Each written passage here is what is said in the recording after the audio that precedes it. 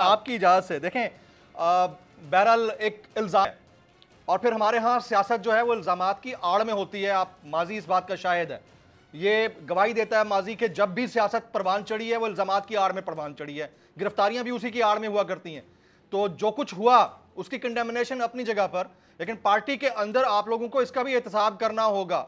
और दूसरा ये सोचने वाली बात है कि क्या पाकिस्तान तहरीक इंसाफ इस वक्त इस सिचुएशन के अंदर बंद गली में तो नहीं चली गई, क्योंकि आपके पार्टी रिप्रेजेंटेटिव्स तो अब पीछे नहीं बचे, एक अकेले खान साहब ही हैं या आप चंद एक लोग हैं, कारकुनान भी 7,000 से ज्यादा पकड़े गए हैं, तो आगे क्या करेंगे आप लोग?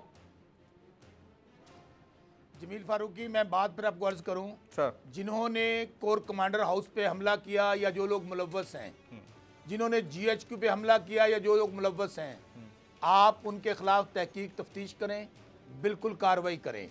लेकिन मैं फिर बार बार कह रहा हूँ, ये जुल्म, ये अंधेर नगरी, ये चौपट राज ज़्यादा देर नहीं चलेगा।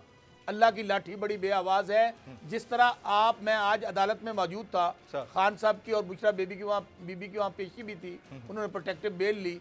आप एक मैं कोर्ट में पेश हुआ जमील सदीकी, आप यकीन मानिएगा कि 2 खवातीन थी, उन्होंने पिटीशन फाइल की कि हमारा 16 साल का बेटा है, कल उसका कैमरेज का पेपर है और उस बच्चे को 3 दिन से नहीं पता चल रहा वो किधर है, कहाँ रखा गया है, और उसके वालिद को चाहिए, यानी कि उसके वालिद को गिरफ्तार करना है, वो नहीं मिला, उसके बेटे को उठा कर ले आए। तो मेरे भाई, हमने क्या करना है, मैं फिर कहता हूँ कि हमने पुरअमन जद्दोजहद करनी है, मैं ये कानून के अंदर रहते हुए करनी है, कोई बात नहीं है। सर वो तो जरूर कीजिएगा, मसला ये है कि जब लोग नहीं बचेंगे पीछे तो कैसे जद्दोजहद करेंगे।